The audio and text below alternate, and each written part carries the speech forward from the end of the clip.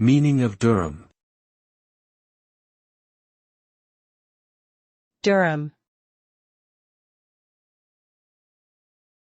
Durum. Durum.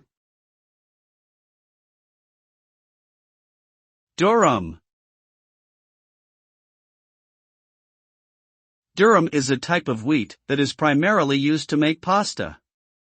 It has a high protein content and a golden color, which gives pasta its characteristic hue. The dough made from durum wheat is also more elastic than other types of wheat, making it easier to shape into various pasta shapes. The use of durum wheat in pasta making has become increasingly popular due to its many desirable attributes, including its ability to retain its shape and texture when cooked. Overall, durum wheat is an important ingredient in traditional Italian cuisine and has contributed significantly to the widespread popularity of pasta dishes worldwide.